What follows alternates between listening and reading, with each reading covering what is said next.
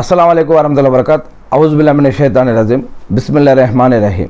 శాపగ్రస్తుడైన సైతాన్ బారి నుంచి సృష్టికర్త అయిన అల్లాహ్ యొక్క రక్షణ, అల్లాహ్ యొక్క సాయాన్ని రక్షణ వేడుకుంటూ ఉన్నాను. ఆమీన్.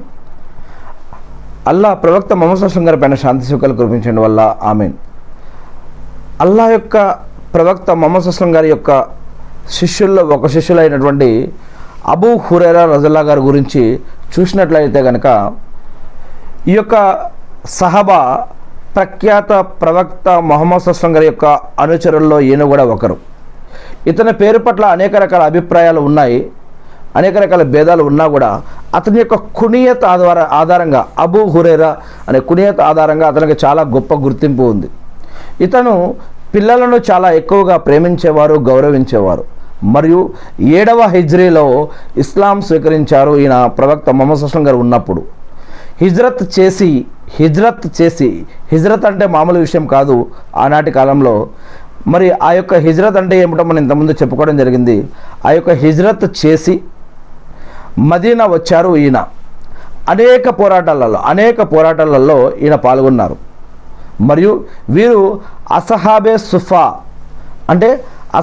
సుఫా అనంటే ఏంటి? ఆ అసహాబే సుఫా వల్ల మరి ఇస్లాంలో వచ్చినటువంటి మరి ఆ యొక్క భాగ్యం ఏంటి, మరి వారు పొందిన భాగ్యం ఏంటి, దీనికి ప్రత్యేకత ఏమిటి?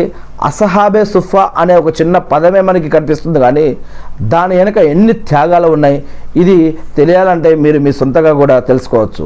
మరి ఈ యొక్క అసహాబే సుఫా సహబాలలో ఈ యొక్క అబూ హురైరా రజల్లాహు గారు కూడా ఒకరు. అల్హమ్దులిల్లా. మరి ఖురాన్ని మొత్తం కంఠస్థం చేశారు.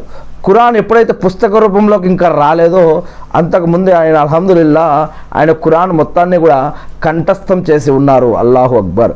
మరి ఆయన అనేక హదీసుల గురించి చెప్పారు. హదీసులు అంటే ఏమిటి ఇంతకుముందు మనం చెప్పుకోవడం జరిగింది. మరి ప్రవక్త ముహమ్మద్ సల్లల్లాహు అలైహి వసల్లం గారి యొక్క హదీసులు అనేక హదీసులు, ఉదాహరణకి 5374 హదీసులు ఈ యొక్క అబూ హురైరా రజల్లాహు గారి వల్ల తీసుకోవడం జరిగింది. మరియు ఇతని ద్వారా ఉల్లేఖించబడ్డాయి చాలా దైవభక్తులు. ఈయన అల్లాహ్ పట్ల భయం, భక్తి, గౌరవం, మర్యాద కలిగినటువంటి ముహమ్మద్ సల్లల్లాహు అలైహి వసల్లం గారి యొక్క సహబాల్లో ఈయన చాలా గొప్పవారు. చాలామంది గొప్పవారు, కానీ వాళ్ళల్లో ఈయన కూడా ఒకరు. మరియు ఈయన తల్లి యొక్క సేవకులు, తల్లికి చాలా సేవ చేసేవారు. మరి ఇంకా ప్రవక్త ముహమ్మద్ సల్లల్లాహు అలైహి వసల్లం గారును అతని యొక్క కుటుంబాన్ని కూడా, ముహమ్మద్ సల్లల్లాహు అలైహి వసల్లం యొక్క కుటుంబాన్ని మంచి ప్రేమ, గౌరవ మర్యాదలతో మరి ఆయన ఇష్టపడేవారు, చూసుకునేవారు.